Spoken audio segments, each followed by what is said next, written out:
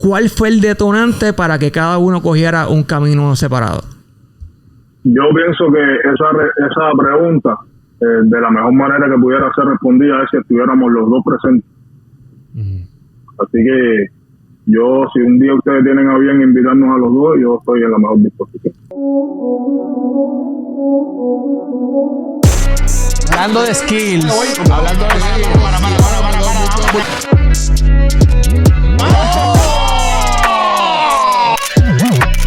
Aquí en Base y Fundamento te voy a decir lo que tú mereces. Una de las personas más respetadas en el mundo del hip hop. ¿Del qué? Del hip hop. Del hip hop Don't Stop. Mikey, el tipo es maestro, profesor, MC, campeón de Red Bull, legendario en sí. Es parte de la aldea y es nominado al Grammy. ¿Qué? No, para el canto. Para. ¿Nominado a qué? Al Grammy. Estamos hablando de nada más y nada menos de el B, el aldeano. Un aplauso. ¡Dímelo, bien! Venido, brother. Es un honor para mí tenerte aquí de frente. ¿Cuál es ese suceso histórico que los aldeanos tuvieron como dúo? Ese suceso que tú me puedes contar, que nos puedas contar, que nunca vas a olvidar. Puede ser de impacto, puede ser una aventura, puede ser un cambio social que tuvo los aldeanos. Bueno, es que nosotros pasamos por muchísimas etapas. Cuando nosotros comenzamos a hacer la música que hacíamos, ya Aldo llevaba como 4 años haciendo música, pero la música que él hacía tenía como unas temáticas distintas, era otro tipo de temáticas las que él tocaba. Y yo lo que hacía era escribir en mi casa, yo no rapeaba y sinceramente no tenía pensado como dedicarme a hacer música en un futuro cercano en ese momento. Y pues vivíamos en el mismo barrio, pero como no vivíamos muy cerca. Y un amigo que vivía al lado de mi casa, éramos vecinos, fue quien nos presenta. Y pues ya conectamos ese día y al día siguiente comenzamos nos reunimos, empezamos a hablar de las visiones que teníamos cada uno de lo que es el rap y lo que queríamos hacer. Y recuerdo que él me preguntó si yo fuese a hacer un disco, cómo me gustaría que se llamara. Y yo lo tenía clarísimo desde ese momento, y yo quería que mi primer disco se llamara Censurado. Y así se llama el primer disco de los aldeanos, ese es el título del primer disco de los aldeanos. Y él me pregunta por qué, y yo le contesto, porque las temáticas que yo quiero tratar son estas. Yo tenía una necesidad de expresión muy grande con respecto a la situación de Cuba, a la situación política, a la situación social. Y a partir de ahí empezó la carrera de nosotros. Y no nos fue fácil porque en un principio hablar de ese tema en Cuba ya es un problema. Ya de por sí es un problema con el gobierno. Ahora, luego vino problema también con movimiento de hip hop dentro de Cuba, porque lo que estábamos haciendo estaba llamando la atención de la policía. Y ya la policía estaba entonces yendo a las peñas de rap y había raperos que no veían con buenos ojos lo que estábamos haciendo porque sentían que los estábamos metiendo en problemas. Y ya, a partir de ese momento fue una película. Yo pienso que uno de los capítulos más importantes, así relevantes, fue en el año, creo que fue 2010, había un festival que se hacía en Cuba que se llamaba Rodillas, que se hacía en una playa. Invitaban un montón de artistas, había raperos, había artistas de rock and roll, había DJs de música electrónica. Y ahí yo creo que ese día se probó fuertemente el nivel de convocatoria que tenía nuestra música, porque se llenó una playa con más de 20,000 personas. Solo para ver a los aldeanos. Esperaron a que amaneciera, porque nosotros teníamos previsto tocar como a las 2 de la mañana ese día. Y terminamos tocando 5:30, 6 de la mañana. Todo el mundo se quedó ahí esperando por los aldeanos, y creo que eso fue un suceso bien lindo y bien, en mi opinión, importante en nuestra carrera. Y luego, algo que ya yo por lo menos entendí que era como un paso gigantísimo en nuestra carrera y en el poder de convocatoria que teníamos, no solo dentro de Cuba, sino fuera, de Cuba fue la primera vez que participamos en el festival Hip Hop al Parque en Colombia. Ahí tocamos para 100,000 personas. Wow. Cerramos un día con 100,000 personas. Bien, la música suele ser muchas veces el reflejo de emociones de los artistas, ¿verdad? ¿Cómo tú canalizaste tus sentimientos, tu alegría, tristeza, frustración, todo después de ese evento con 20,000 personas en la playa? ¿Y cómo eso fue un cambio, un agente de cambio en tu vida para producir tu próxima música? Bueno, yo soy más de pensamiento que de emoción, en realidad. Mi música está llena de mis emociones, pero mi música es más dirigida a generar pensamientos y que esos pensamientos generen la emoción, no ir directamente a la emoción. Yo pienso que ir directamente a la emoción es como un poco un camino más fácil. A mí mi objetivo cuando estoy escribiendo más bien es hacerte pensar y que ese pensamiento entonces crea una emoción en ti y luego esa emoción influye en cómo tú vas a actuar en el futuro. Y lo que pasa cuando suceden este tipo de cosas es que uno no solo siente la alegría de ver que cuánta gente recibe, aprecia y sigue tu trabajo, sino también uno siente el peso de la responsabilidad que tiene, porque hay gente que escucha tus palabras, que cree en tus palabras y que actúa según preceptos que tú estás trayendo en tu música. Y quieras o no, porque hay quien quiere tomar esa responsabilidad y hay quien no, pero de cualquier manera estás influyendo en la vida de personas y los estás transformando. Eso es para mí lo principal. Bien, una palabra bien clave que es influenciando. Y cuando hablamos de influir, tenemos que hablar, obviamente, tenemos que traer, tenemos que enfocarnos. Porque es que esa palabra me lleva a pensar 100% en los aldeanos. Porque este dúo fue tan y tan y tan poderoso que muchos dúos que marcaron historia en Puerto Rico. Algo que identifica al género urbano son los dúos. Alexis y Fido, Wisin y Yandel, Rakim y Ken White y un sinnúmero de dúos más. Y en Cuba eran los aldeanos. Liti Polaco, o sea, las bestias Liti Polaco. Entonces, nosotros en PR sabemos por qué los dúos se rompen. Muchas veces el tiempo, otras veces tienen diferentes formas de pensar y chocan. En el caso de ustedes, siendo un dúo tan y tan poderoso, influenciando a tanto público, ¿cuál fue el detonante para que cada uno cogiera un camino separado? Yo pienso que esa pregunta, de la mejor manera que pudiera ser respondida es si estuviéramos los dos presentes. Así que si un día ustedes tienen a bien invitarnos a los dos, yo estoy en la mejor disposición. Ya eso está, no se diga más, papi, no se diga más, Oye, qué bueno escuchar eso, porque eso me llega a mí a dar este pequeño comentario, ¿verdad? ¿Qué mensaje tú le darías a esos fans que aún extrañan esa música, ese junte de Aldo y el Bian? Y ya que vamos a estar pendientes, señoras y señores, Base y Fundamento va a lograr que el Bian y Aldo estén con nosotros en la mesa y podamos hablar. El mensaje de los fans es que el trabajo de los aldeanos ya cumplió su ciclo. Es algo, todo tiene su principio y su final, y ya el de nosotros fue. Ahora lo que queda es, si amas la música tanto de Aldo como la mía, sigue escuchándola, sigue apoyándola, porque al final no estamos trabajando juntos, pero los valores de la música siguen siendo los mismos, el mensaje sigue siendo el mismo y creo que el propósito también. Yo escucharte hablar de la manera que estás hablando, de verdad que llena uno. Yo, por mi parte, vengo de un dúo también en un principio y puedo pues entender básicamente en donde están situados ahora mismo los dos. Dentro de Cuba fueron bien críticos del gobierno. Tú eras profesor y maestro de escuela elemental en tu barrio. De escuela primaria, sí. Y ustedes llegaron a tener esta persecución que los policías los seguían a todos lados que iban a las presentaciones.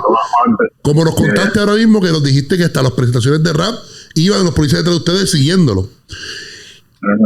¿Qué fue lo más difícil que se te hizo a ti esa persecución y esa discriminación del gobierno de Cuba hacia ti como como rapero en ese momento? ¿Qué fue lo más difícil para ti?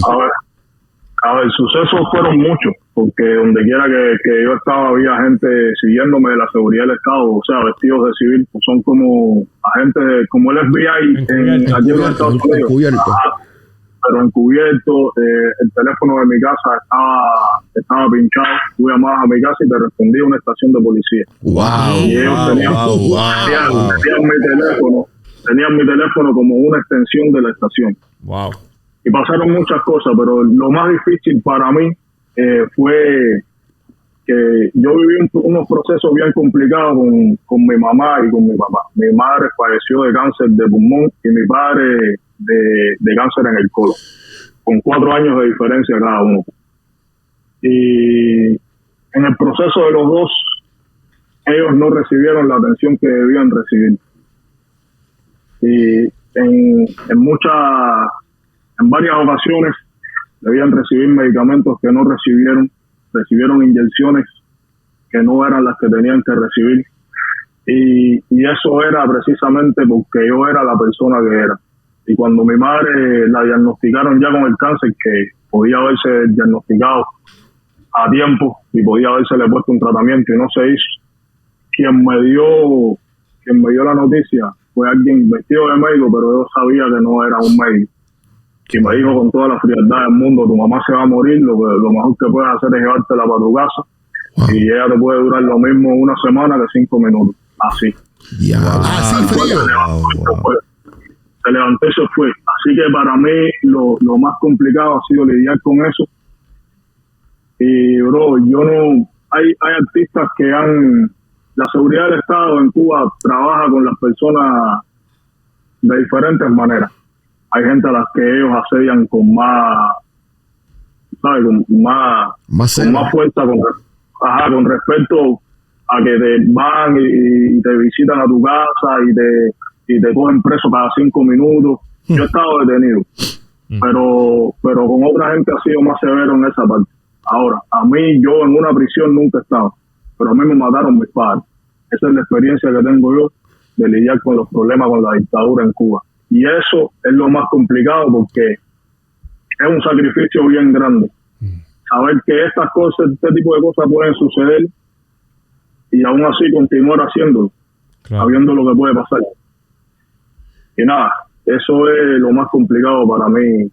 ¿Y tú, por lo que he pasado? Aún con todo eso seguiste haciendo tu crítica directa al gobierno, directa a lo que está, al sistema. Eso, exacto. ¿Eso te dio más fuerza entonces?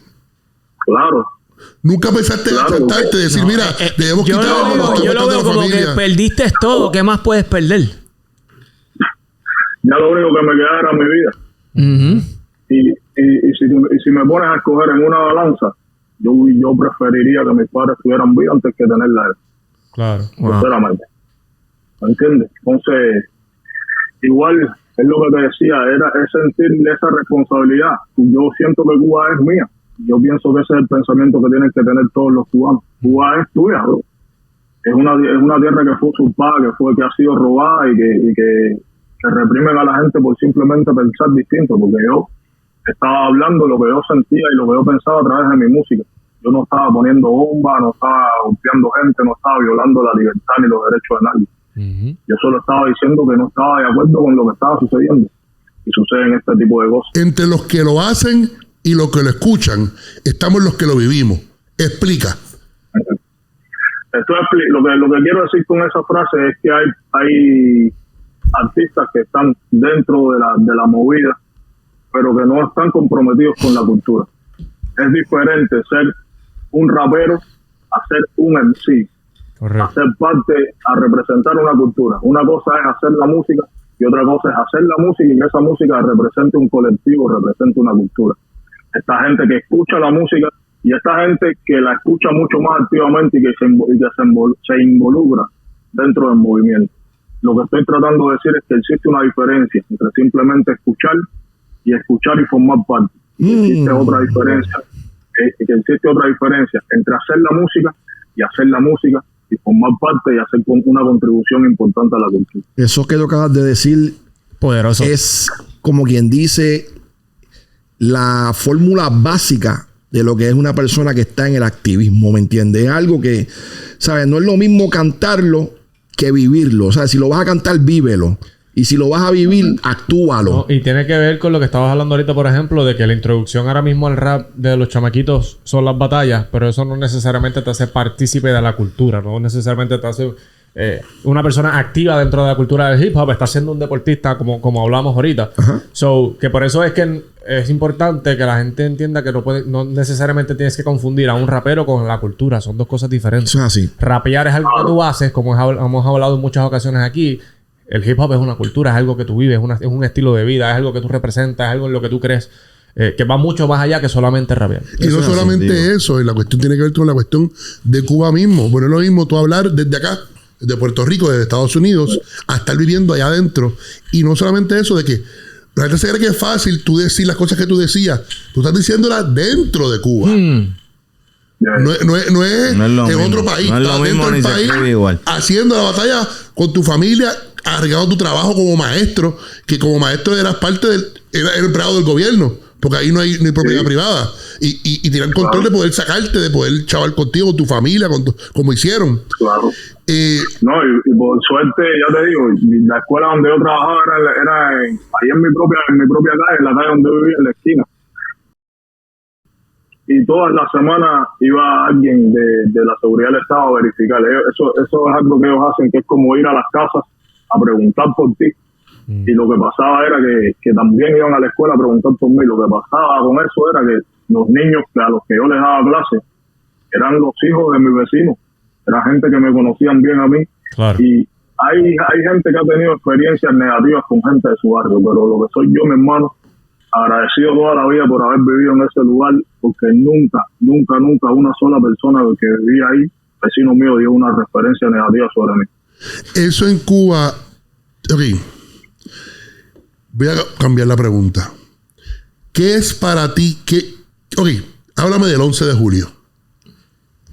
Mi hermano, eso por lo menos en los 39 años, voy a cumplir 39 años el próximo 25 de octubre, tengo un concierto el sábado 21 para celebrarlo. Felicidades. Así que aprovecho para invitar a todo el que esté viendo esta entrevista.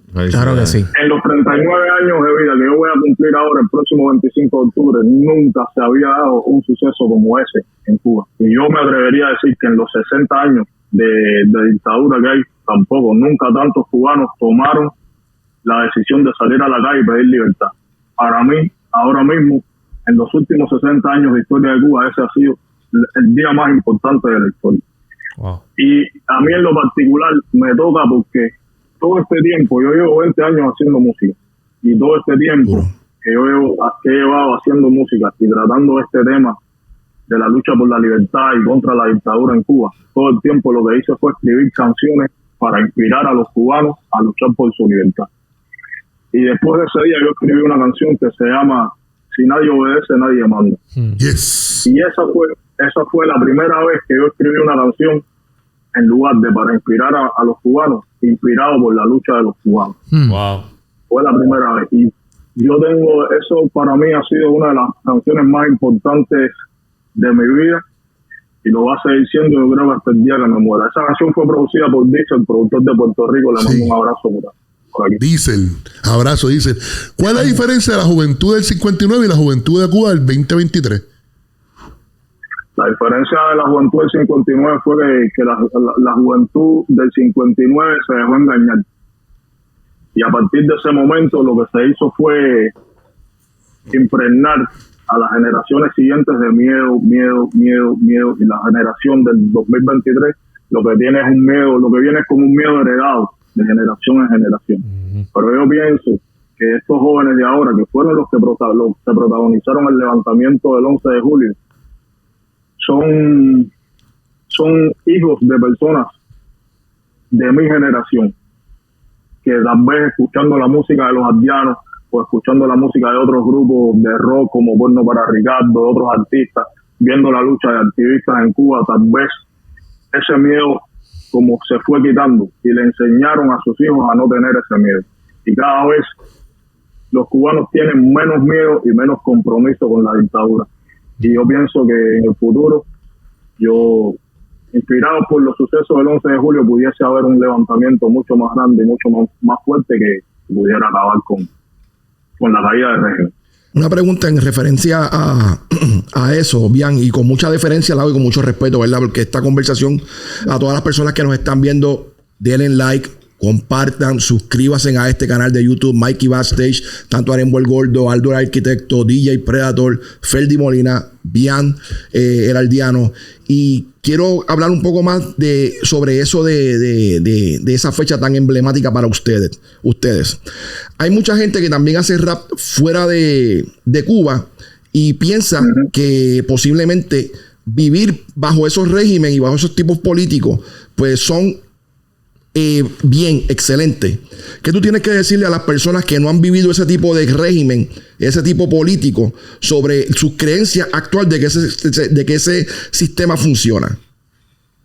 El problema es que cuando tú lees, la gente que cree en ese sistema viene de esa creencia, viene de leer, de literatura. Cuando tú lees sobre eso es lindísimo.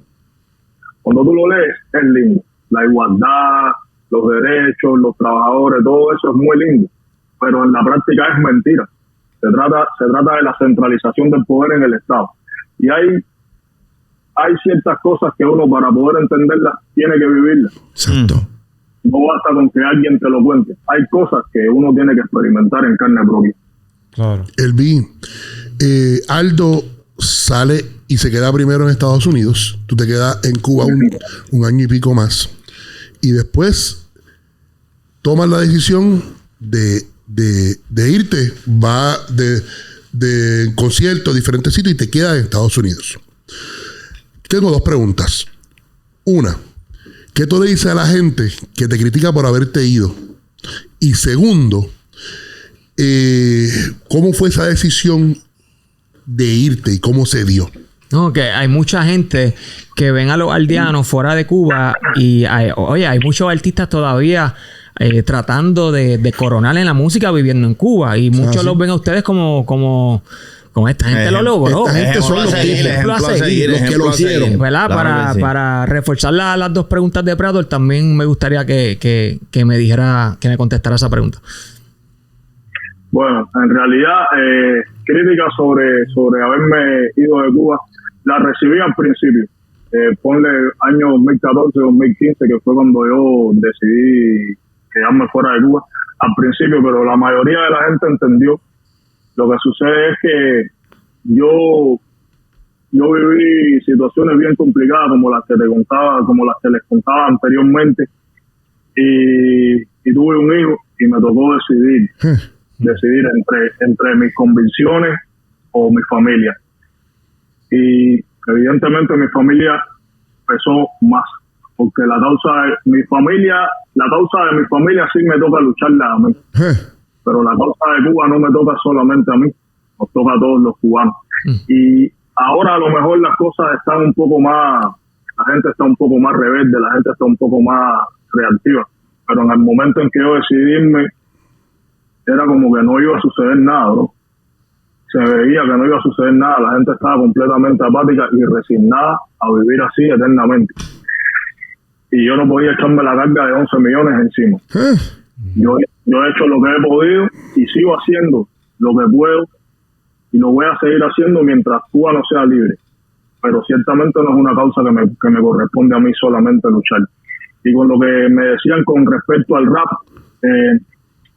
la cosa de nosotros y el mensaje que tengo para todos los que siguen haciendo música en Cuba, los que siguen haciendo rap en Cuba, mis hermanos, es tener fe, es creer en el rap. Cuando nosotros comenzamos, no existía la esperanza siquiera de que te escucharan fuera de la frontera de tu barrio. No existía ni esa posibilidad. No existía la posibilidad remotamente de poder hacer una gira haciendo rap underground. Esa posibilidad era cero. No existía la posibilidad de vivir de la música haciendo rap sin tener que poner el rap a un lado y tener que hacer otra cosa. Esa posibilidad no existía. Y yo creo que ese es otro de los aportes grandes que tienen los aldeanos, al menos para la cultura hip hop en Cuba, que demostramos que sí era posible que sí era posible. Solo tienes que creer y tienes que trabajar duro. Vi, ¿qué fue lo más difícil en irte de tu país? ¿Qué fue lo más que te dolió y que te pesó? Es que imagínate, el solo hecho de tener que dejar tu tierra ya es difícil. Por mucha dificultad por la que uno haya pasado, como quiera ese pedazo de tierra de uno, ahí está la historia de uno, ahí está la familia de uno, ahí están los amigos, ahí está todo, bro. Y entonces imagínate, eso es como que tú cojas una planta y la arranques de la maceta. Es una nostalgia que eso y no... como quiera que sea, acá en los Estados Unidos uno, por lo menos yo he encontrado libertad creativamente, en cuestiones sociales, en cuestiones políticas, en todos los aspectos he encontrado libertad. Pero como quiera que sea, uno lo que quiere es vivir esto mismo allá, en la tierra de uno, donde nacieron tus padres, donde hay un concepto de acuerdo a todas las tradiciones espirituales y todas las cosas. Hay un refrán que uno siempre dice, es que como yo no elegí nacer, pero ciertamente cuando uno se pone a estudiar las diferentes tradiciones esotéricas y espirituales, todas coinciden en que uno sí elige nacer. No solo elige nacer, uno elige nacer en el lugar que nació y uno elige nacer siendo hijo de los padres que le tocó. Todas esas son elecciones que uno tiene. Esas son las primeras decisiones que uno toma, son esas antes de nacer. Wow. Y si yo tuve que nacer en Cuba era porque tenía un propósito que cumplir ahí. Y ese pedazo de tierra que está ahí rodeado de agua es mío, como es de todo el que nació ahí. Yo te voy a decir algo bien, y esta es la realidad. Aquí mis compañeros pueden refutarme esto que voy a decir. Puerto Rico, si venimos a ver, yo sé por dónde va. Yo también. Nosotros estamos pasando por un momento histórico súper mega increíble, devastador, una situación que la podríamos comparar con Cuba. No a ese nivel, no tan pero extremo, igual exacto. Nuestros políticos son unos corruptos. El pueblo está sufriendo. No tenemos control de nuestro gobierno. No tenemos control de nuestro gobierno. Nuestro sistema de energía eléctrica es una soberana porquería. Y nuestros viejitos, muchos viejitos están muriendo porque no tienen no hay ni médico. No tienen un cuidado de salud súper, como la realidad se es supone. que nuestro sistema de salud colapsó, nuestro sistema educativo colapsó, todos los sistemas La de sociedad nuestro está país están colapsando. Pero yo quiero Dicho eso, añadirle yo no eso. me quiero imaginar Cuba. Es que el punto que tú estás llegando, ¿verdad? Para añadirle a eso que está trayendo Mike a la mesa, es que si lo estamos viendo así de grave y que estamos colapsando, tiene solamente una sola palabra, se llama mala administración, porque nosotros tenemos fondos federales y tenemos unas increíbles ayudas que si Cuba las tuviese, tú me entiendes lo que te quiero decir. Entonces, y nos estamos quejando, porque aquí nos quejamos mucho. bastante. Yo no me quiero imaginar, ¿verdad? Lo que vivieron nuestros hermanos Elvi y Aldo allá en Cuba y todo lo que ellos están contando para poder lograr hacer lo que están haciendo. Y no tan solo eso, sino pararse en la brecha como ellos se pararon y mantenerse en compromiso y convicción con un mensaje contra viento y marea que hasta su vida le pudo haber costado. O sea, Le hubiese costado. estamos hablando de dos panoramas completamente del extremo, ¿verdad?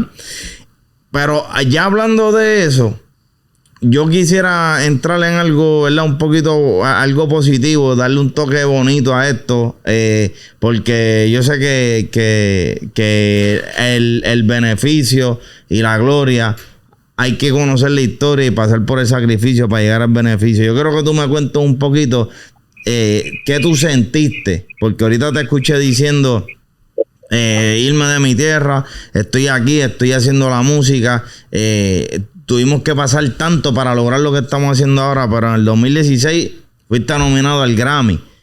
Y hermano, yo creo que eso es un logro, ¿verdad? Para cualquier artista, cualquier músico, cualquier cantante, compositor, tener ese privilegio de tan siquiera tener una nominación en una academia tan importante.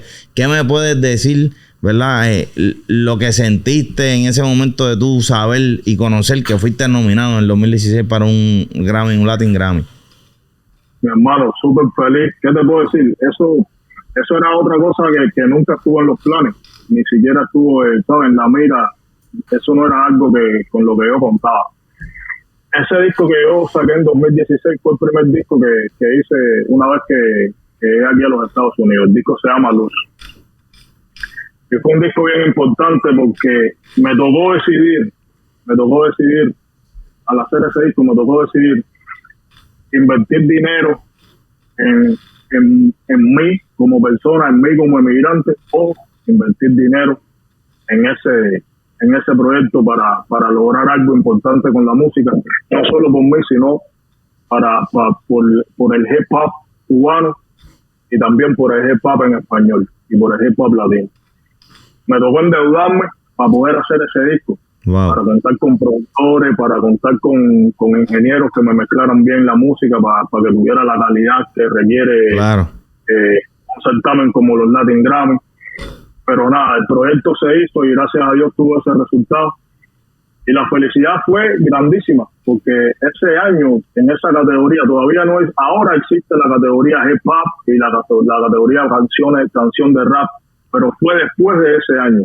Así que nos tocó abrir esa puerta a 3 raperos que estuvimos nominados en ese año, que fuimos Ariana Puello, Emicida de Brasil y yo. En esa categoría música urbana estábamos nosotros 3, Farruko y J Balvin. Wow. Ahí eso fue un indicador para la industria de la música, que más allá de la música que normalmente se promueve en las disqueras y que se interesa en las disqueras, está pasando algo importante. Eso así. Habían 3 raperos y solo 2 artistas de reggaetón nominados en una categoría que todo el mundo sabe que es completamente dominada por artistas de reggaetón o trap o, ¿sabes?, la música comercial. Y yo creo que eso fue un logro importantísimo, no solo para mí, sino para la cultura hip hop en general. Y también creo que fue una manera de dejar de ver como un tabú que tu música esté en esos certámenes, porque yo siento necesario que en ese tipo de certámenes tiene que haber representación de la cultura hip hop. Tiene que haberla, con muy underground que sea. Tú puedes hacer un disco con underground, preséntalo, entra a la academia y preséntalo, porque una de las razones por las cuales nunca hemos tenido la presencia, además de todos los mecanismos que conocemos que maneja la industria, es que tampoco hemos tratado de entrar. Es tocar la puerta, puerta. Si la gente dice no dominan el rap, pero no someten los discos para que lo evalúen. O sea que el disco Luz marcó un precedente en lo que es la academia, en lo que es la definición de canción rap. No solamente eso, ustedes acabaron de escuchar que él dice, tuve 2 opciones, o invertir en mí como mi persona, o invertir en mi producto. O sea, que también la calidad, la buena música, hay que tomar en cuenta cuando se hace este tipo de música, señores. Por eso es que muchas veces, tomando el ejemplo aquí de Puerto Rico, nos quedamos local y no sobrepasamos más, como digo el bien anteriormente, no llegamos más allá de nuestro propio barrio, porque las personas no quieren invertir en lo que es su producto. Entonces, si tú no inviertes en tu producto, ¿cómo tú pretendes que alguien vaya a invertir en él? ¿Me entiendes? Sí, tienes que creer tú primero, creer en el producto para que los demás crean. Y no solo de la nominación. Yo ese año fui a Las Vegas, a las premiaciones y toda la vuelta, a la ceremonia. Y lo importante, lo más importante para mí de ese momento fue que tuve la oportunidad de conocer a gente importante en la industria que se me acercaba y decía, yo no sabía, así literal te lo juro, me decían, yo no sabía que habían cosas así en español. Wow. Y yo le dije, tú tienes que oír rap latino, no solo de Cuba, tienes que oír, porque somos mucha gente haciendo este tipo de música, haciéndola bien y haciéndola con un mensaje distinto. Y eso, yo estoy seguro, no solo lo dije yo, eso también los otros artistas que estaban nominados en esta categoría tuvieron la oportunidad de hacer entrevistas y tuvieron la oportunidad de conocer a esas personas de las que te hablo. ¿Qué me tiene que decir el B en cuanto a la música rap? Porque esto que me estás hablando está marcando un precedente. Esto que acaba de pasar, ¿verdad? Con tu nominación, marcó un precedente dentro de la academia. ¿Qué me tienes que decir en cuanto al rap ahora mismo? ¿Cómo lo ves? ¿Está en su apogeo? ¿Está en un punto? ¿En qué punto tú lo ves y hacia dónde tú ves que se dirige la música rap? Bueno, mi hermano, eso de que el rap está muerto y todo eso es un comentario que surge desde que el rap empezó, prácticamente desde los años 70 que se empezó a rapear. Desde que se empezó a rapear se está marcando la fecha de caducidad del rap. Y hoy por hoy, a nivel internacional, es el género que domina en inglés. En español, en su momento va a suceder porque cada vez hay más artistas. Okay. Cada vez hay más artistas y cada vez es más fácil que la música, promover la música, promover el trabajo, promover lo que se está haciendo. Cuando yo empecé, no teníamos Facebook, no había Facebook, YouTube no existía Instagram, no existía TikTok, no existía Spotify, no existía nada. Se hacía música por el mero amor a la música, por el mero hecho de hacer música, el deseo de desahogarse. Pero ahora los muchachos tienen un montón de plataformas, sea la cantidad que sea de seguidores que tú tengas. A ti te siguen 100 personas en Instagram, son 100 personas que una vez que tú te conectes y subas un video, son 100 personas viéndolo. Claro. Y eso está sucediendo. Y cada vez hay más artistas, y cada vez hay más audiencia. Va a llegar un momento en que va a suceder, va a llegar un momento en que la industria no va a poder seguir ignorando eso. Wow. Señoras y señores, por mucho que se diga que va a caer o que vayan cambiando los paradigmas, porque eso es algo inevitable. Con el tiempo ya la gente no va a querer ser un rapero consciente, a lo mejor después quieren ser un rapero más técnico, luego van a querer ser un rapero más gangster, no sé, pero siempre el ciclo tiene la tendencia de volver a su inicio. Pero de que va a suceder, porque la gente está trabajando. Son bien poca la gente que puede hacer lo que tú haces, que es que puede escribir canciones, componer un disco, batallar y freestylear. La gente se cree que es lo mismo. Tú puedes hablarnos de cuál es la diferencia entre una cosa y otra y cómo tú puedes hacerlas todas. Bueno, el proceso de hacer freestyle y de escribir son procesos diferentes. El proceso de la escritura es algo como mucho más profundo, tiene más, hay mucho más pensamiento, mucho más discernimiento envuelto en la cuestión, y también hay mucho más tiempo para que esos pensamientos pasen por el filtro de las emociones antes de escribirlo. El freestyle es algo en tiempo real, o sea que no hay mucho tiempo para valorar lo que estás pensando decir con lo que estás sintiendo cuando lo dices. No hay mucho tiempo. Y batallar es algo no completamente, sino bien diferente de hacer freestyle, por ejemplo, con una temática libre o con un pie forzado, con una palabra, con un objeto, porque la batalla se trata de derrotar al adversario con habilidad, con los punchlines, y tiene mucho que ver también con poder responder lo que se te dice. O sea, son tres facetas completamente distintas de lo que es el trabajo de un MC. ¿Por qué es que tú crees que gente que son bien buenos en batallas no hacen buenos discos? No sé, no sabría decirte. Yo creo que lo que pasa es que en las generaciones de ahora no son como nosotros, la gente de mi generación, e incluso anterior a mí. El primer acercamiento que tuvimos con el hip hop fue a través de la música, fue escuchando música. Escuchando música, y ahí fue que aprendimos a escribir, aprendimos cuáles eran las métricas, las estructuras de hip hop.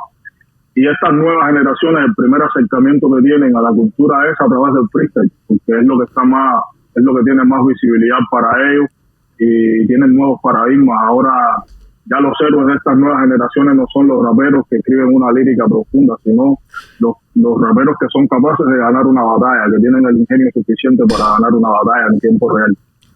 Oye, aprovechando ese momento, ¿verdad? Y lo que trajo el compañero DJ Predator de las batallas, de las diferentes formas de escribir y demás, tomando en tiempo que tú estuviste en esto de la Red Bull, ¿verdad? En la temprana etapa del desarrollo de la misma. ¿Crees que tu ausencia de la batalla de los gallos Red Bull fue bien notable? Algunos dicen que fue hasta que tu participación en la competencia hubiera cambiado el resultado final de la misma y que incluso hubiera sido posiblemente una oportunidad de catapultarte internacionalmente más temprana. ¿Qué tú tienes que decir al respecto? Sí, obviamente. La oportunidad de competir a nivel internacional siempre es una oportunidad valiosa para hacerte conocer. Y en ese momento yo estaba en mi mejor momento en lo que a freestyle se refiere. Y sí, había amplias posibilidades de poder campeonar. Y pues nada, las cosas son cuando Dios quiere que sucedan y tal vez eso no era mi camino. Mira, y tomando, para mantenerlo un poco más, y tengo esta segunda pregunta, ¿qué mensaje tú le enviarías a lo que son los organizadores de estos tipos de batallas, tanto Red Bull, FMS, Quinto Escalón y demás, en relación a las exclusiones posiblemente de artistas como en el caso de Puerto Rico, que fue la sede de la misma, de la batalla de los gallos y fue donde se organizó la misma, pero que actualmente no tiene presencia en ese país?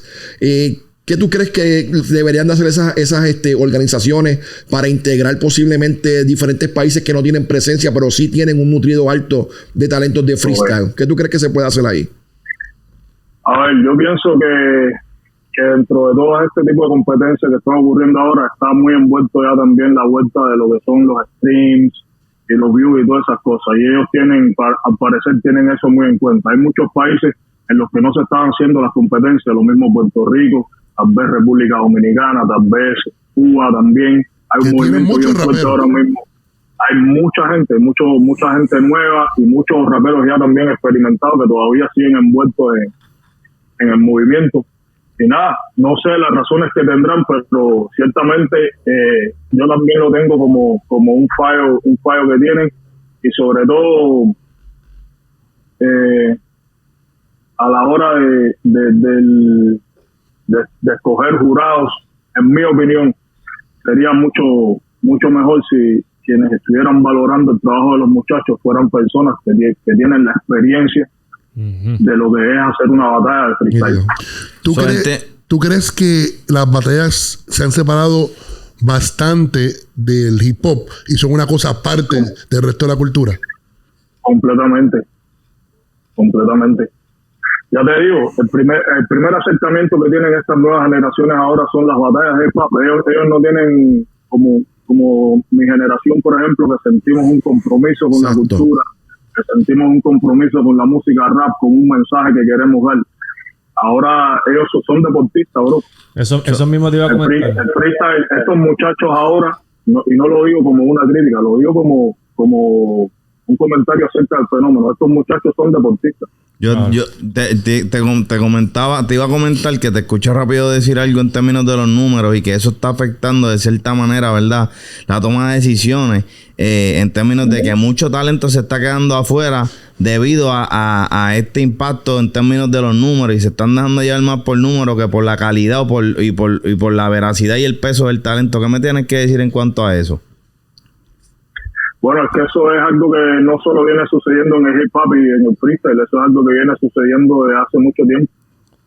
Desde hace bastante tiempo, la calidad de un artista no la mide el talento, sino la popularidad. Exactamente. Y antes de que existieran las redes sociales y todo este tipo de plataformas, eso sucedía. Ok, es bien interesante este tema que estamos tocando. Eso me lleva a preguntarte, Bian, ¿crees que el hip hop no crece al nivel de convertirse en el género número uno o el género en tendencia por cuestión de que está el reggaetón presente? ¿O crees que en algún momento sí el hip hop pueda posicionarse en ese mismo escalón del reggaetón? Duro. No creo que sea por causa de que esté el reggaetón presente, porque no tiene que ver una cosa con otra. Hay gente que escucha hip hop, hay gente que escucha reggaetón. Lo que pasa es que simplemente quienes controlan la industria de la música, al parecer, le es mucho mejor negocio promover música como el reggaetón o como otro tipo de música, que igual el reggaetón también pasó tremendo trabajo para poder posicionarse en el lugar en que está hoy en día. Tampoco es que ha sido fácil. Claro. Tampoco es que ha sido fácil, pero yo lo que pienso es que es simplemente darle la oportunidad, porque hay un público ahí y hay una audiencia ahí que no es pequeña, es bien grande y que continúa creciendo. Yo lo que pienso es que tal vez una de las razones es que mayormente la audiencia que tiene el hip hop en español fundamentalmente son gente muy joven, son muchachos adolescentes, que para la industria de la música no es un target que ellos quieran tener mucho de su lado, porque un adolescente no tiene acceso a una tarjeta de crédito, no puede comprar música, no puede hacer ciertas cosas, o no puede ir a un concierto donde se están vendiendo bebidas alcohólicas. Es una cosa muy complicada, pero lo cierto es que artistas hay, audiencia hay, y si se quisiera se pudiera lograr una plataforma mucho más grande que la que tenemos. Ok, esto me lleva a preguntarte, dentro del reggaetón, cuando el género comenzó, también uno podía expresar diferentes cosas dentro del beat de reggaetón. Por Aquilito hacían historias de la calle, hay un sinnúmero de temas, gangsta rap. Eddie D rapeaba encima de la base rítmica de reggaetón también. Y eso se ha perdido. Se ha perdido. Claro. Tú como hip hopper, ¿le recomendarías a otros hip hoppers expresarse como se hace en el hip hop, pero encima de una pista de reggaetón? Yo lo que recomiendo a la gente, a los artistas, a los MCs, o ya sea artistas de reggaetón o raperos, lo que sea, que hagan la música que quieren hacer y que no se guíen por patrones o por tendencias. ¿Entiendes? Que la gente tiene sus intereses y cada quien escribe de las cosas que le interesa hablar o de las cosas que le pueden hacer negocio. Eso depende mucho de la percepción que la gente tenga de la música, del negocio y de lo que quiere transmitir y de quién quiere ser. Pero el mensaje es que no limiten su creación por una cuestión de tendencia o por una cuestión de números. Sí, es interesante eso que estás diciendo, Vi. Y tal vez eso podría explicar este fenómeno en el que hoy en día todos los muchachos se quieren parecer, todos quieren hablar de lo mismo. Claro. Y es que todos están persiguiendo la tendencia. No están tanto expresando su sentir, no están tanto, enfocados en crear arte, en crear una versión diferente de la música, sino que están buscando la tendencia y por ende está creando ese fenómeno de que todo el mundo se quiere parecer, todos hablando lo mismo. Claro. Eso es interesante. Es que la industria de la música lo que le da prioridad no es a los artistas, sino a las fórmulas. Si una fórmula funciona, la repiten una y otra vez. Y los muchachos que tienen el interés en la música, en crear, en hacer algo importante o simplemente usar la música como un vehículo para salir de una situación económica difícil o de un barrio complicado, es repetir una fórmula que ya se sabe que funciona. La gente piensa que nosotros los hip hopers estamos en contra del comercialismo, estamos en contra del reggaetón, que tenemos una guerra con ellos. ¿Qué tú tienes que decirle a esa gente? A esa gente lo que tienen que entender, primero tenemos que entender que a la mayoría de nosotros el hip hop llegó a nosotros gracias a que se hizo comercial. Porque, por ejemplo, en Cuba era muy difícil, durante mucho tiempo fue muy difícil que nos llegara música. Que nos llegara música. La primera música que escuchamos, la mayoría, por lo menos de mi generación, fue rap comercial. Fue Tupac, Biggie, eso era rap comercial en los 90. ¿Eso es así? Busta Rhymes, Bone Thugs and Harmony, eso era lo más conocido. Y una vez que conocimos todas esas cosas, empezamos a interesarnos más y quisimos saber que había más allá de todos esos raperos famosos, que había más allá de disqueras, que había más allá de los beats y de todas esas cosas. Y ahí fue que nos enamoramos y encontramos otra faceta de la cultura que fue la que nos hizo hacer lo que hacemos hoy en día. Pero tiene que hacerse comercial porque si no, no hay manera de crecer. Ahora, cada quien tiene sus intereses, cada quien tiene sus principios, cada quien tiene sus valores y cada quien tiene claro en qué camino desea encaminar su talento. Mírate. Eso no tiene mucho que ver, eso no tiene nada que ver con que sea comercial o underground. Eso tiene que ver con la persona, con lo que quiera hacer. Fíjate, es bien importante algo que dijiste. El turno lo tenía el compañero Mikey backstage, pero me llegó una línea de pensamiento bien importante cuando estabas hablando de la música de Biggie, Tupac, que dijiste algo que es sumamente importante. Dijiste que esa era la música comercial en ese momento. Y yo estoy de acuerdo contigo al 100%. Y es algo que yo he tratado de explicarle a muchas personas, ¿verdad? Tanto seguidores que tenemos de la plataforma Basis Fundamento y más seguidores que tengo en la mía de Arenbol Gordo en Instagram, pueden seguirme. Y es que yo he tratado de explicarle a las personas que en los años 90 ese tipo de hip hop crudo, rudo, agresivo que se escuchaba, que catalogábamos underground, era la música comercial completamente. La música comercial. Por eso es que es bien importante sacar del chip que para hacer música hip hop underground tienes que mantenerte en el subterráneo, porque eso es una mentalidad retrógrada, es una mentalidad que diría yo hasta radical, que tuvimos, y me incluyo, que en aquellos momentos de eso mismo. Pero si usted va a hacer cualquier tipo de música, tenga en cuenta que esa música tiene que ser comercial, tiene que comercializarla. Primero, para que puedas tener algún revenue de esa música. Segundo, para que tu música pueda ser apreciada por otras personas, además del nicho en el cual estás haciéndolo. Y tercero, globalizarla. Y llegando a ese momento de globalización, ¿cuál crees que ha sido tu impacto de música y tu estilo como rapero en lo que es la globalización mundial actualmente de lo que es el hip hop latino? Bueno, yo creo que la mayor influencia que ha tenido mi trabajo es lograr inspirar artistas dentro y fuera de Cuba a hacer letras conscientes, a hacer letras de contenido político. No estoy diciendo que antes no se hubiera hecho, seguramente antes se hizo. Y mientras yo lo estaba haciendo en Cuba, sinceramente no tenía idea de lo que estaba sucediendo con mi música fuera de Cuba. Pero una vez que comencé a salir de Cuba, a ir a países como Colombia, como Ecuador, como Venezuela, Argentina, Chile, y me conocía artistas y iba conociendo la escena, las historias que me contaban era que la escena, la música de los aldeanos, la música de mi grupo había cambiado en la dirección que estaba tomando el hip hop. La gente empezó a hacer este tipo de canciones. Por decirlo de alguna manera, se puso de moda hacer rap conciencia. Y pienso que ese ha sido como el mayor impacto de mi carrera. Yo tengo un concepto bien distinto de lo que mucha gente tiene del éxito. Para mí, ser exitoso es estar conforme y feliz con lo que uno está haciendo, y si eso puede cambiar la vida de alguna persona o inspirarlo a hacer su arte y hacer su trabajo, pues ahí ya lo logramos. Oye, discúlpame, Aldo. Señores y señores, estamos hablando con Vian. Vian es considerado uno de los hip hoppers más durísimos a nivel mundial. Esa es la verdad. Eso es real. Eso no está discusión. Era parte del dúo Los Aldeanos, ¿verdad? Que aquí hoy nos convertimos en la primera plataforma de Puerto Rico en tener las dos partes. Eso es así. A Aldo el Aldeano y a Vian de Los Aldeanos. Que todas las personas que están viendo esta entrevista, recuerden suscribirse a este canal oficial de YouTube Mikey Backstage, porque esta entrevista es histórica, icónica, durísima. Ahora bien, Vian. Ok. Me estás hablando de Cuba. Me estás hablando de hip hop. Me estás hablando de historia.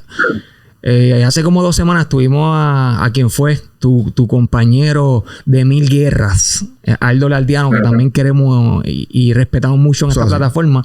Y él nos estuvo contando de quién fue influencia dentro de lo que fue su carrera. Y él nos habló de quién.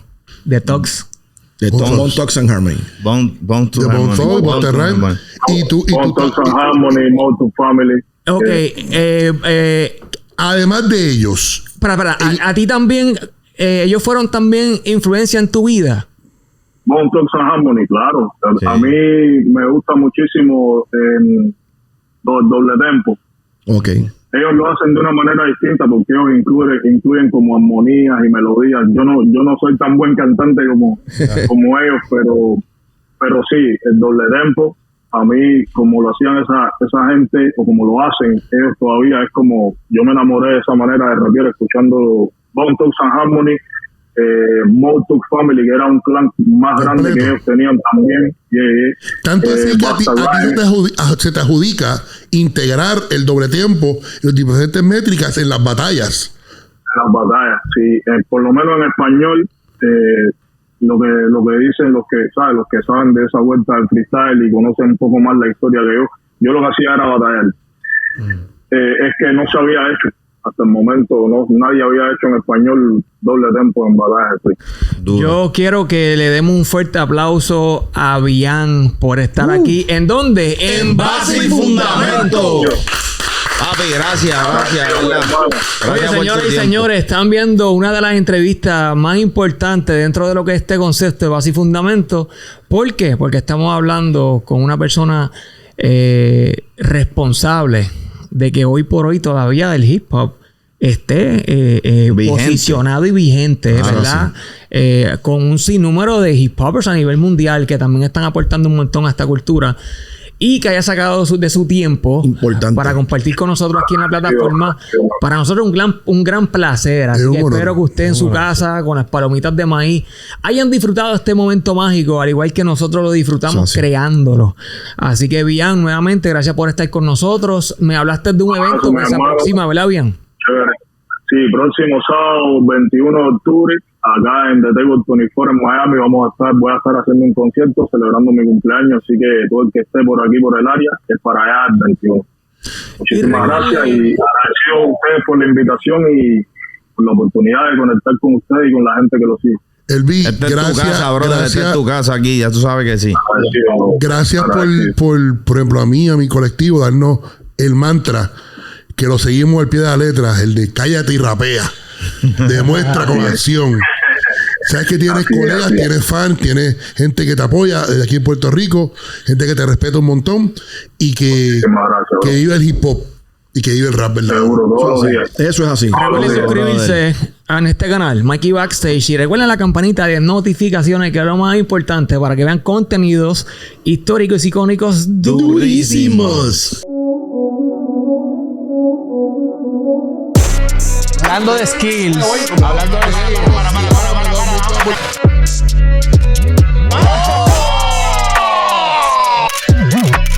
Aquí en Base y Fundamento te voy a decir lo que tú mereces.